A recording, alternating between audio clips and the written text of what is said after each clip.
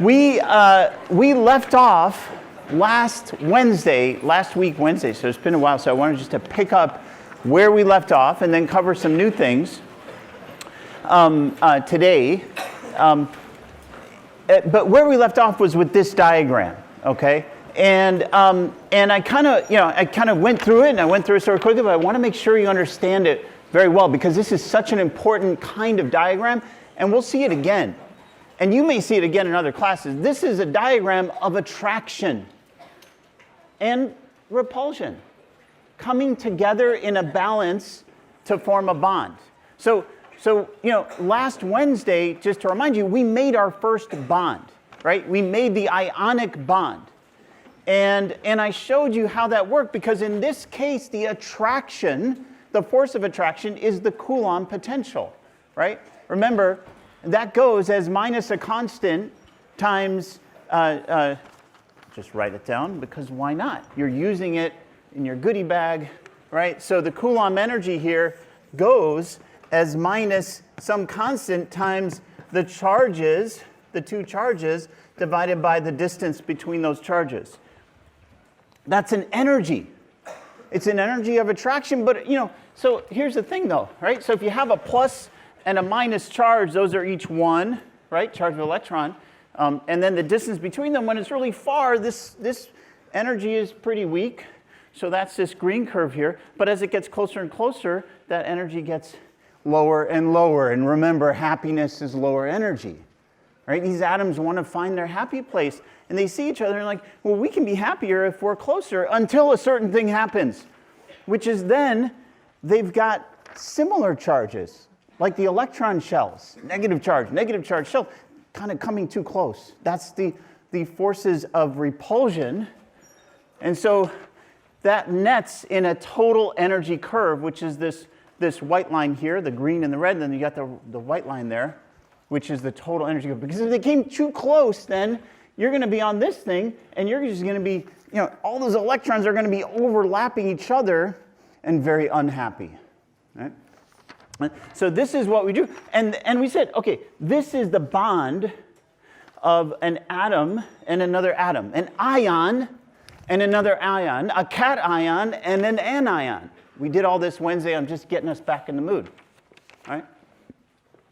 And what I told you is that bond energy is related to the lattice energy, right? I mean, now technically, the lattice energy is, and this is something you're playing around with, the lattice energy would be the energy that it takes to go from those ions, sodium plus in the gas phase, right? We put that little guy there. Now that is something that's going to keep coming too. It's a notation I've been sneaking in.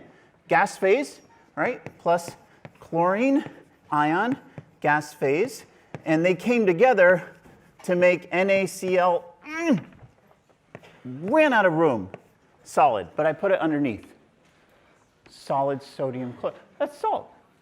Now, the lattice energy is the energy that it takes to go from these ions to the solid. And as you can see, well, here I just did two ions, but the lattice energy is going to be related to that bond energy, right? Okay?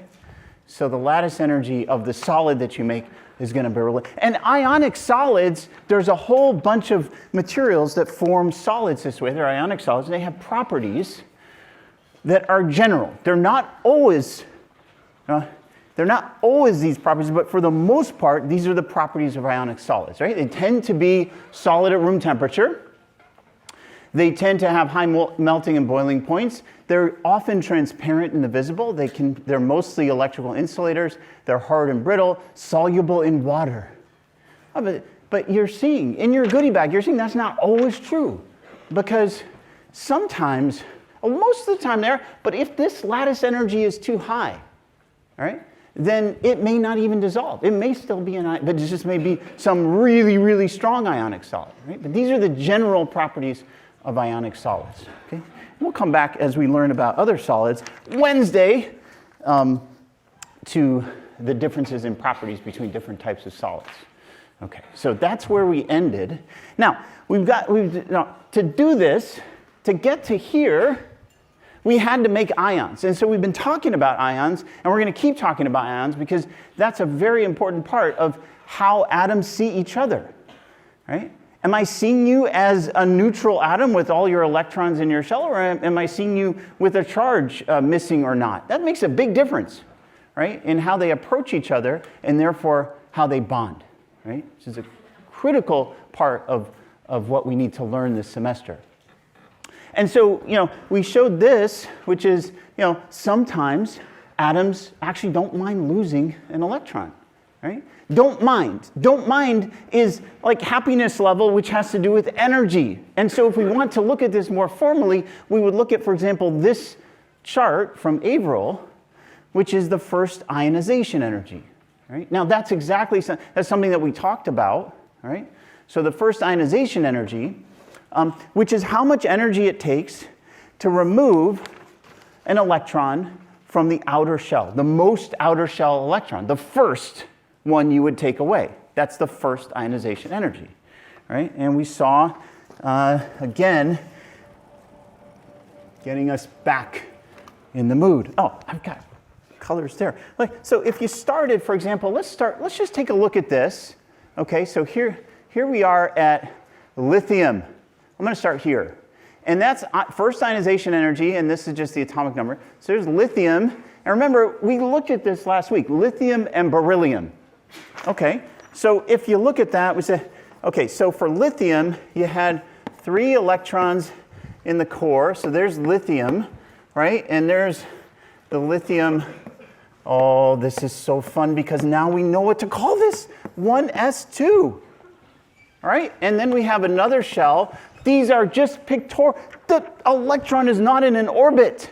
It's in an orbital. It's not moving around like this. That's our classical minds fighting. And it's got one more electron. Why did I draw it dashed? It's got one more electron there in the 2s shell. And that's lithium. Okay, but now we're going to go from lithium to beryllium. And we talked about this. So beryllium now is going to add, okay, it's going to add another proton. It's got all of them, but I'm showing the one that was added. And it's also going to add an electron here.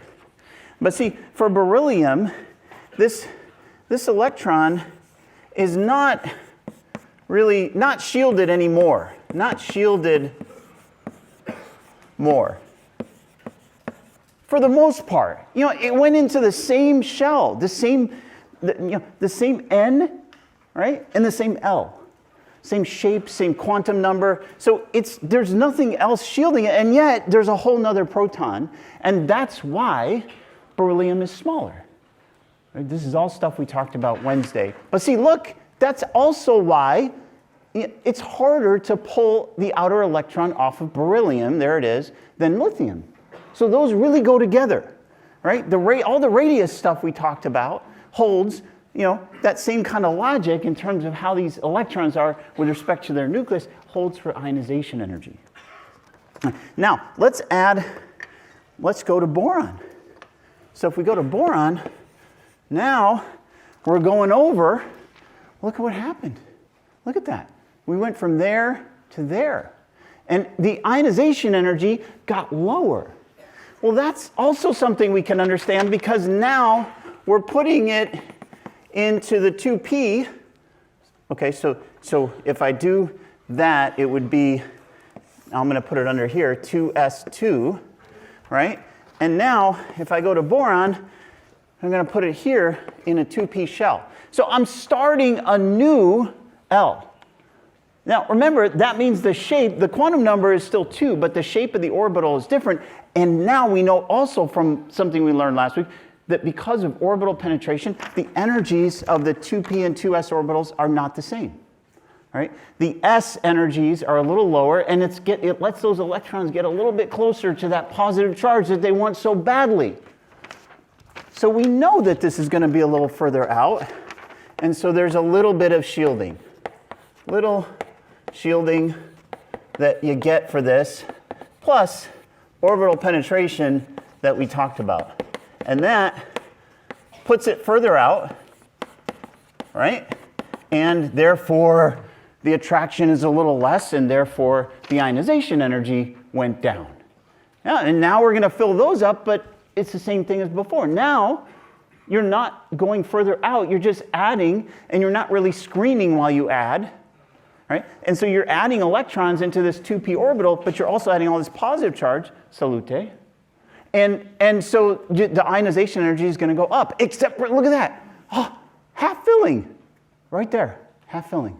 A little extra stability. Remember we talked about exceptions, right? Half filling. Half filling. And so you see now, you can see, we can understand these trends that were being measured, right? At the time, these ionization potentials, but now we really can understand them. And you can group them, and you can see, if you group them, remember we also grouped the periodic table a little bit by electron filling, quantum numbers, right? You had the S and P blocks. Those are also often called the main group elements. They're in the first couple of rows of those, they're the most abundant elements. Right? And so those are, but those trends now you fully understand from the quantum mechanical solution to the atom. Right? And the electron filling of those orbitals. We can actually really understand it all. And so that's and then the same thing happens with the D. It's a little more complicated. By the way, these are often called transition metals. The D block, I told you about the D block last week, they're also called transition metals. And the word metal is something we'll talk a lot about in a few weeks when we make metals. But they're called transitions because literally they transition in the filling. They transition. You're filling d orbitals, right? Transition, you're kind of, and that makes it a little more complex in terms of what happens, but the same trends hold. The same trends hold. You see, as you add more d electrons, the ionization energy keeps going up. Okay. Now, this is extremely important, this ionization energy. The first ionization energy is very important because it tells you so much about, the outer electron, whether an atom is going to be an anion or a cation. But all of the ionization, you could throw a whole lot of energy at these atoms, and they'll all come off, right? And so, so we played with this kind of energy. This is visible light. You had your goodie bag 2. You got a spectrometer. You can see lines in here. This is a continuous spectrum. But you see, you got this all these different wavelengths, right? And now you see this, and you don't just think about colors. You think about energies, right? And so if you think that way, because I want to know, how can I measure these things? Stop. Better. Right? And so if I look at energies, energies, I've got like the visible, right, which is around, I don't know, say 2 to 6 eV. That's pretty high energy. And then you've got, now, can I shine visible light and kick out, a lithium electron? Well, the answer is roughly yes. If it's the lithium energy ionization, let's just go back and look. That first ionization energy, 520 kilojoules per mole, I know that's 5.4 eV-ish, because I don't mind going back and forth, right? Kilojoules per mole of electrons, joules, eV, moles, you can go back and forth. But that's right around here. So I could shine visible light and potentially knock that out. But see, if I wanted the 1s electron of lithium, it's much, much lower in energy, because remember, we talked about it goes in and in each time I add charge. And so it would take 122 electron volts to knock that out, right? And so, but we have that kind of light, right? The UV would be something like, 10 to 100. And then if we really want to blast these, we could go X-rays. Are we going to have fun with X-rays later in the semester? And this would go to something like 100,000. And so I got it. If I wanted to, I could shine light and ionize the whole thing. And that is, in fact, one of the single most important experiments we do to characterize materials. And so I want you to know about it. It's called photo-electron spectroscopy. Photo-electron spectroscopy. And for short, we will not write that out ever again. I will write out PES, photo-electron spectroscopy. Now this is a characterization tool. I'm basically saying, well, I need energy. I'm going to get it from some photon source, but I'm going to get enough to just blast all the electrons out of this material, out of this atom. Because for now, our material, they're just atoms. And I want to know about these atoms. Okay, so let's take a look. So what happens when I do this? Well, let's see. First of all, I've got some energy that we know is h nu. It's dependent on the frequency. There are the frequencies. They're there. Okay. And so now I've got some atom here. And what do? Well, I look. Did anything happen? No. What about now? I don't know. Okay, what about now? Oh, all of a sudden they come flying out. Electrons. Right? And I measure their energy. It goes right back to the photoelectric effect, right, that Einstein was doing. He was shining visible-ish light onto metals and seeing one electron. But now I'm shining all sorts of light onto an atom, and I want them all to come out, not just the outer one. And so, you can see if I measure, so now I'm going to measure the kinetic energy of these, and the ionization energy of that electron is going to equal whatever the energy of the incident photon was minus the kinetic energy of the electron. Right? That's what I want. I want that ionization energy. This is, just to be clear, ionization energy. And like I said, I want it all. Not just the first. I want the second, the third. Right? So now you see how, so this is the experiment that you do. What are the results? Well, the results are really just what we've been doing, but you turn it over. So let's look at hydrogen. Okay? Now, what have we been doing? What do I mean by that? Well, what we've been doing is we've been going like this. What's that? Okay, this is hydrogen, 1s1. I could do that, or I could just label it the 1s, and then you see the 1 electron right there. Now, if I shine light on this and I measure, the way that you do a PES for hydrogen is you would look at the ionization energy on the x-axis, and this would be the relative electron count on the y-axis. So you're just counting, right? And what you would see in hydrogen is there'd be a peak. It would look like this. That's it. If all the electrons in hydrogen, 1, are in their ground state, 1s, then you would see a peak, and this would be, you know that it would be at minus 13.6, right? That would be the energy that it takes to ionize it, and this would be the 1s peak.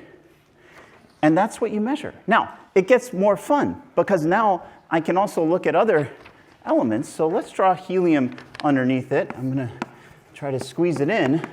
If I look at helium, well, helium is also 1s, and its PES would be, so this is now ionization energy, this is the PES plot, and the PES for helium would be also the 1s, but the relative counts would be twice as high. So the peak of helium would be twice as high as the peak of hydrogen, because for the same number of photons in, I'm getting that many more. I've got both these electrons coming out, right? So the relative peaks, I got 2 more that can come out, right? So this peak. Now, if I go to, okay, now it gets really interesting, because now I even have room, which is making me very happy, because now I can do lithium right here. And if you look at lithium, lithium goes like this, right? And if I look at a PES plot of lithium, the ionization energy and the relative electron count, okay, I'm going to have those 1s electrons filled, and there's going to be another energy where the 2s electrons are. So this is energy here. These are the orbitals. And then somewhere over here is going to be a peak that's exactly half as high. Exactly. I mean, that makes a lot of sense, because there's half as, right? there's twice as many electrons. It's the relative electron count in the atom. There's twice as many electrons coming out of that 1s orbital and the 2s, so I'm going to get a half as high peak here, right? And usually, now this, I just told you, the lithium atom, this electron is 5 point something, 4-ish electron volts to remove. This is 122. So literally for lithium, this would be 122, this would be 5.4, and this is ionization energy and EV. And what you would do is you would draw the axis like that. So you don't have to put this all the way over here, right? So we often will, and all this means is I've broken up, the axis, and it's continuing to count here in a different scale, right? These PES plots are absolutely essential in understanding atoms and materials, because look at what you get. You get literally the electron filling plot turned over. It's incredible. You get it turned over.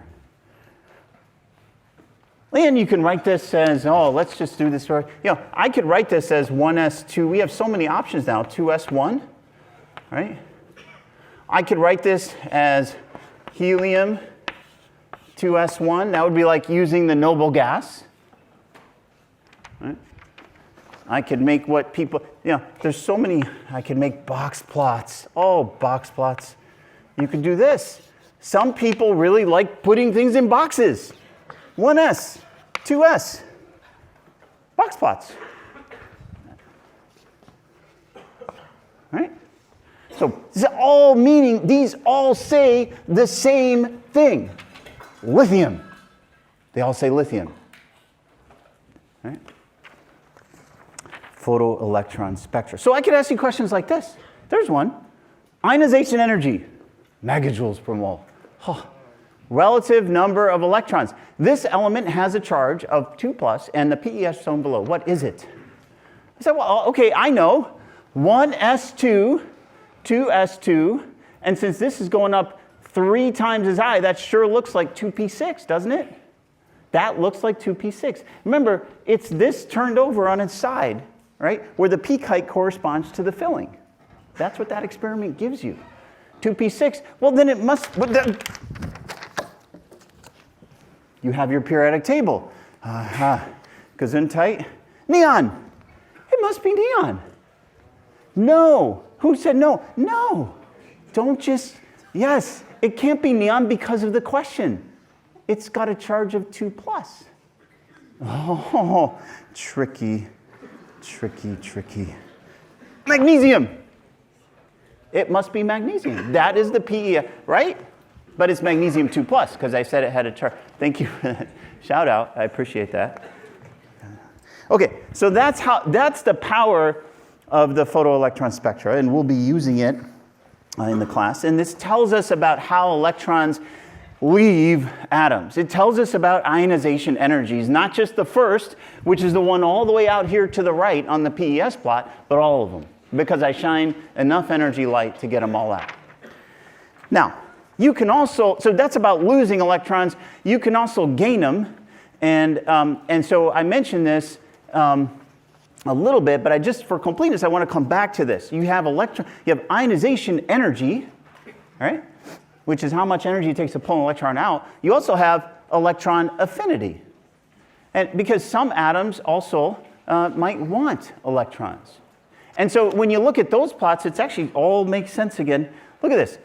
Some atoms like chlorine, this is electron affinity by atom number, some atoms like chlorine really want another electron. Why? Because it's got an incomplete shell.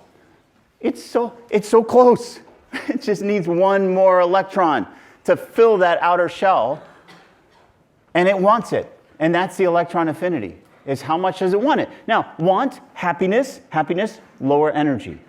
That's what this is. So if you're not going to lower your energy with another electron, then you're just saying no. You just say no, 0. I will not take an electron, because if you give me one, my energy is going to go up, and I will be a less happy atom. And you can make, that makes sense too, right? Filled shells. Nitrogen's got a half-filled shell. No to that electron. I like my half-filled shell. It gives me a little added stability, a little extra kick. If you give me that electron, I'm going to not have that added stability, I don't want it. 0, right? 0. Losing electrons, gaining electrons. Losing electrons, gaining electrons. Why does it matter? Why does it matter? Well, we made a solid last week. Today, the answer is obvious. It matters because of Danish wind. Obviously. 43%, in 2014, 43% of all the electrical energy in Denmark came from wind. It's higher now. But see, now, this is a quarter of the Danish wind. I only gave you a 2-minute hemodialysis why this matters on Wednesday, so I'm going extended today, just a little bit. But Danish wind, people are very dependable. So over a 3-month period, this is how much we need energy, electricity. But look at the wind supply. Sometimes it's really there for us. Sometimes it's not at all there. Sometimes it's predictable. Sometimes it's not at all predictable. With that much of your electricity coming from this type of unreliable resource, that is a huge challenge. I mean, even if you go out to Arizona and you talk about solar cells, Arizona's sunny all the time. No, not sunny all the time. Most of the time, more than Boston. But this is the sun in Arizona. That's the power you're getting from it. And look at this. These are just clouds. Because Arizona does have clouds. And they pass by and they block the sun. Do you know what a nightmare this is for a grid operator? Well, if a lot of your customers get their energy in this way, and all of a sudden, half of your supply of energy just turns off, right? I mean, that's a huge problem, right? And this is one of the most limiting factors for increasing, to a large extent, the amount of renewables we have on our grid. And so, of course, I know a lot of you are thinking, well, just store it. And that's what we need to do. Right? But it turns out that really one of the only ways we have to store energy at this large scale is pumped hydro. And you see, we're pumping water up a hill. When I have excess, I pump water up a hill. And then when I need, I roll it back down and I turn a turbine with it. Right? I'm literally just trading energy, potential energy, right? And then I bring it back, kinetic energy, and then I make electricity. The problem is that pumped hydro, well, as you can see, pumped hydro is going to be good where there's hydro, where there's water, so that's limiting.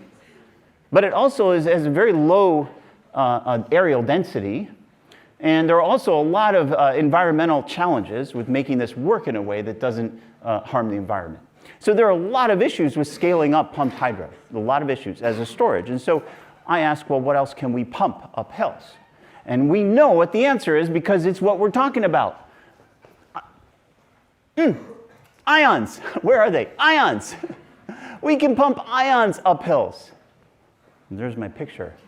Look at that. Right? Ions. And you know what this is? It's a battery.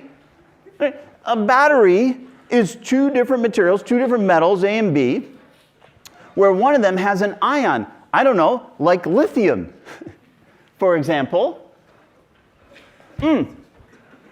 That can go back and forth. And the electrolyte is this thing in between that only allows that ion through.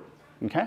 Now here's the thing. So if I'm a metal and I lose a positively charged atom, right? Well then I got to stay neutral. And the only way to stay neutral is to pump an electron out. Right? Is to put an so if I want to draw electrons out of this, that's fine, as long as I draw ions out of it. And then both of them can do work. And then they come back and they roll down an energy hill. That's what they're doing, and going back and forth, shuttling back and forth, back and forth. They're rolling down a hill, literally, of energy. Yeah? When it's in one metal, it's higher in energy. And then when I plug it up, plug my phone in, it rolls down that energy hill.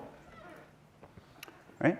And as it does, it travels across to the other metal, gets lower in energy, and the electrons got to come around and do work for me because otherwise it wouldn't stay neutral. That's what a battery is. It's all about ions, right? It's all about ions. It's like a ski lift. I like to think of it, it's like these ions are getting into a ski lift and they're just getting up the mountain, and then when you plug it in, they're ready to ski down and they go down, and that's just cruising across this electrolyte, right? And I don't know what the electron is in this analogy, but that's all a battery is. You plug it in, and the ski lift takes it up, right? When you charge it. And now you power your phone on and it rolls back down. Well, see, the thing is that batteries have seen a Moore's law of themselves.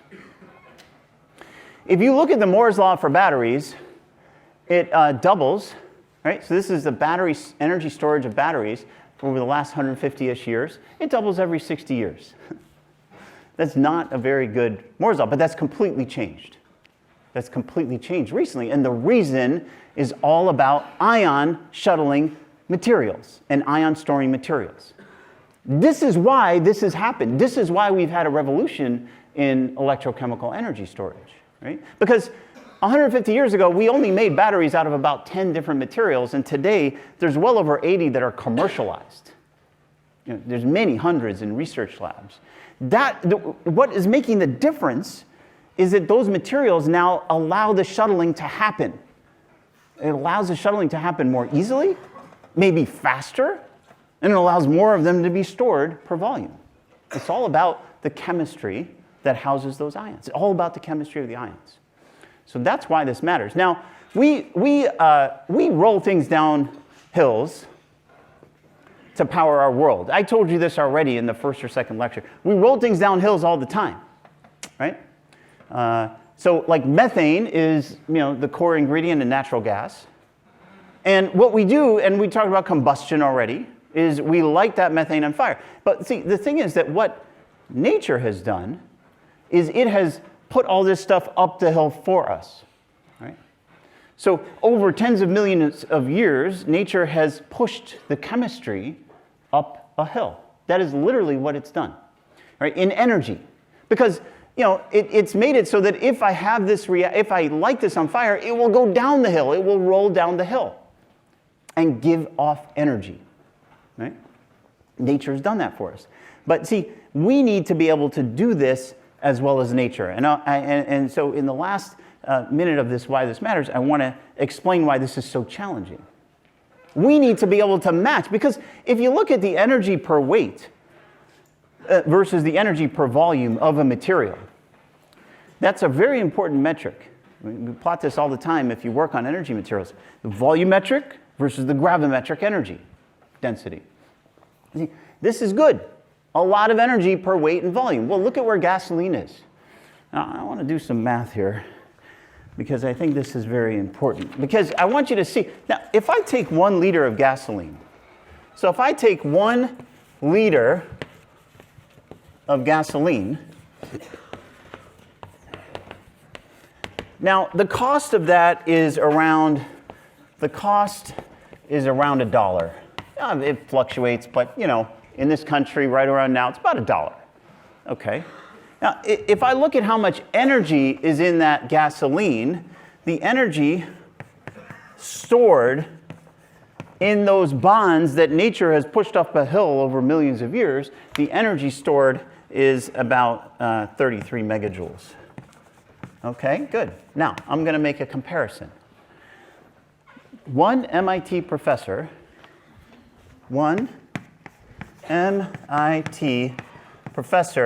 operates at around 60 watts. Now, this is something like, this is equal to 60 joules per second. Now, I know some professors who can operate a little higher than that, maybe some a little lower, but that's like the average, right? 60 joules per second. Now, the thing is, if I want to get 33 megajoules out of this professor, then I get at this rate, 33 megajoules takes the prof 153 hours. Now, here's why this matters, because 153 hours will cost about $1,530 at the MIT professor salary, which is around $10 per hour. Okay, but look at this.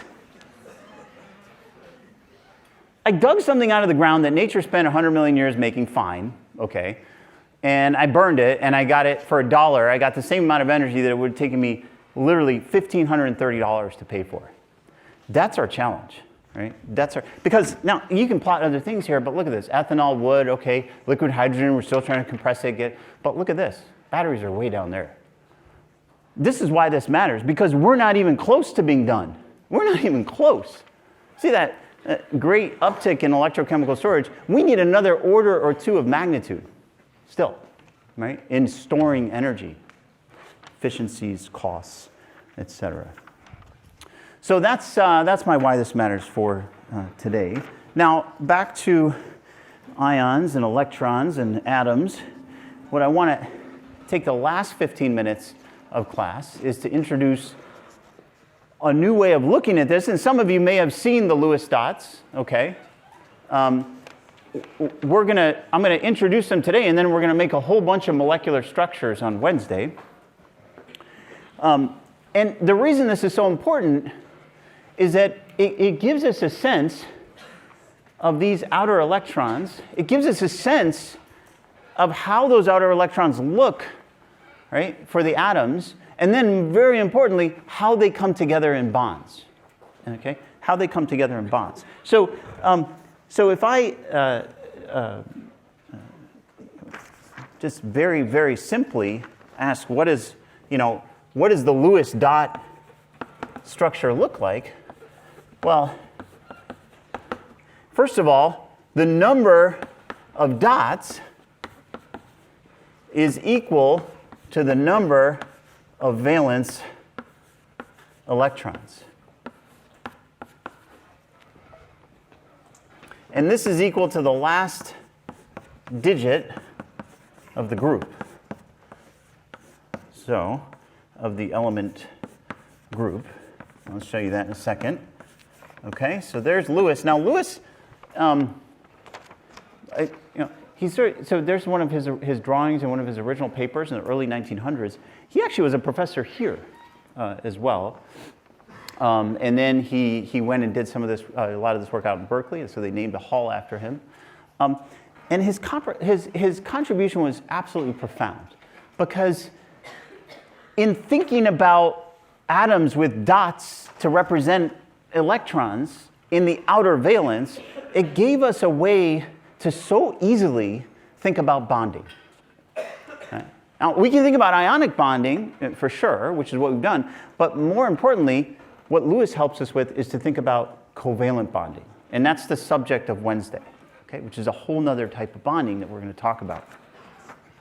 Okay, now, last digit of the element group. Okay, good. So there predicts the number of bonds formed by most elements in their compounds. Good. And there's the dots. Look at that. Example, fluorine. Or, using noble gas notation, helium. That really saved us time. I didn't have to write 1s2. Actually, this looks like 4 strokes of the pen. 1s2 would have been 3. I don't know, honestly. But anyway, okay, there's fluorine. And look, 1 dot, no. 2 dots, no. Because you add a dot for the valence. So fluorine has 7 dots until you reach the valence. Until you reach the valence. That is the key of the Lewis picture. Because we talked about this before. We talked about this before. So there are 3 really important things that come out of the Lewis picture. One is it tells us, as I've just told you, it tells us about bond formation.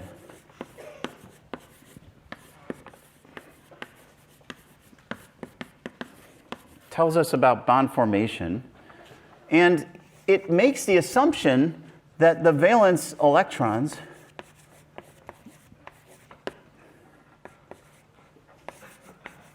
are what matter for chemistry. And this is critical. And I've alluded to this before.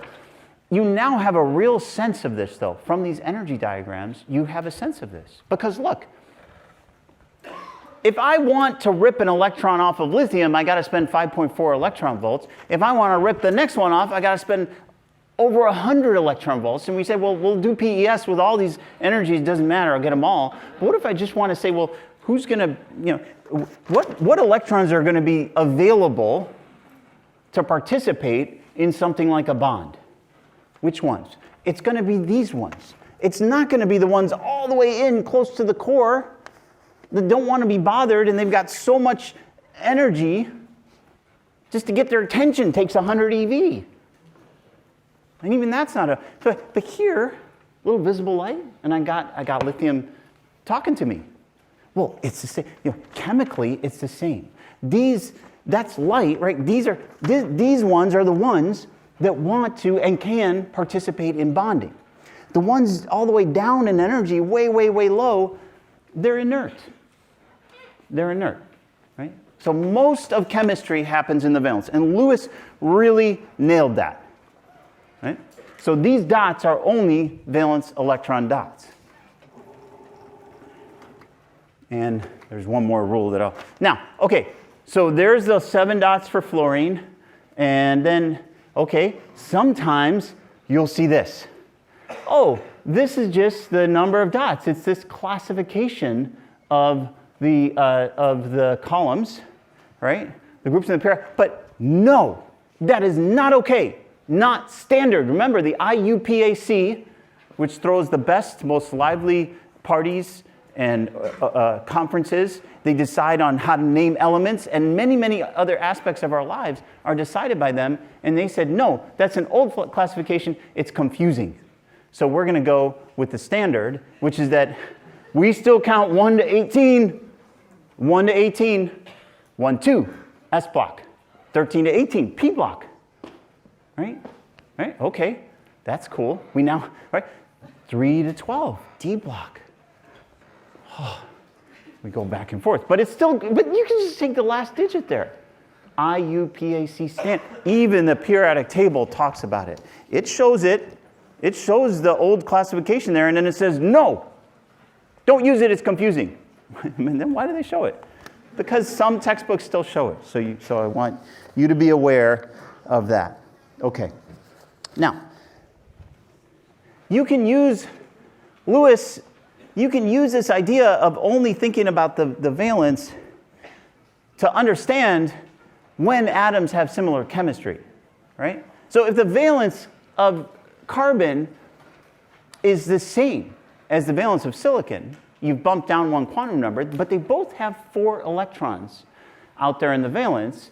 In this case, it's 2. In this case, it's 3 in terms of quantum number, but they both have those same kinds of and same number of electrons, so you could maybe expect there to be similar chemistry. It turns out in this case, there's very different chemistry, but we'll learn about that. Carbon, hybridization, silicon, no.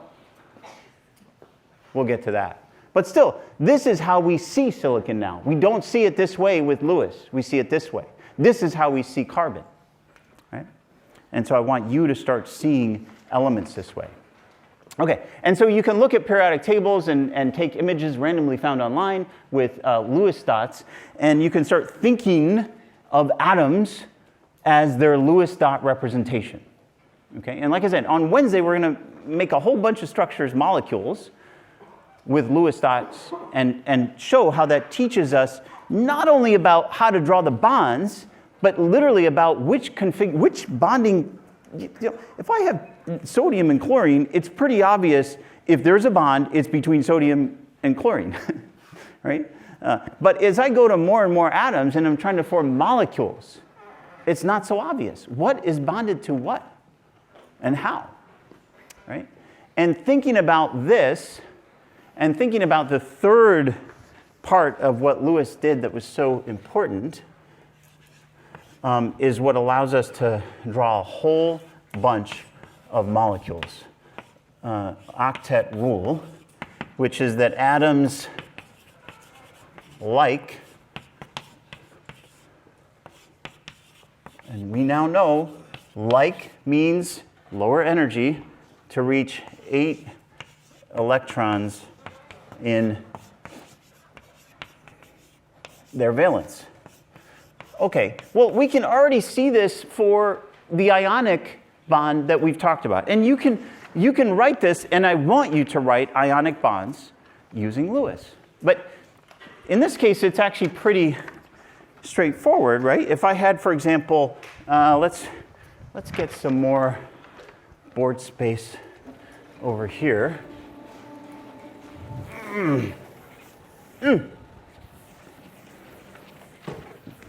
If I had for example, an ionic bond between cesium and fluorine. So if I had cesium and fluorine, then the way I would think about this in the Lewis world would be this way and this way, because I've got 7 valence electrons in fluorine and 1 in cesium. And then if I write this as an ionic bond, the way I would write it is cesium plus with fluorine having taken that electron. Now, and so you would write this still with the minus sign there. That emphasizes, it emphasizes what happened. But I see my Lewis here. I see it there. But I'm emphasizing that this is an ionic bond that's happened because fluorine wasn't supposed to have 8, but then it did. It's got a super high electron affinity. Cesium has a very low ionization energy of its first electron. And so fluorine just took it. It literally just took it. I'll take that. Thank you very much. I'm not being judgmental, but ionic bonds are kind of, the relationship in a bond, and I don't want to judge, but the relationship is not even. It's not even, and that's okay. Because fluorine said take, give. And cesium said, okay, fine. Now, on Wednesday when we do covalent bonds, it's not so, then there's a lot more sharing that happens. But here, and that's why we can model it the way that I still left there. We can model it that way because it is like a charged atom and another charged atom, right? And it's because fluorine took it. Fluorine took it. It's okay. Any kind of relationship, they get along, they make it work. Now, what we can also do, in thinking about this, I could go to another example like calcium, and if I think about calcium and fluorine, well, I know again, fluorine likes to be F minus, but see, calcium, when I think about it as a Lewis atom, calcium likes to lose both of those. Calcium often, because remember, they want to get to the octet rule. They want to reach their 8 electrons, but calcium's got 2. What do I do? Either somebody gives me 6, not going to happen, or I can lose 2.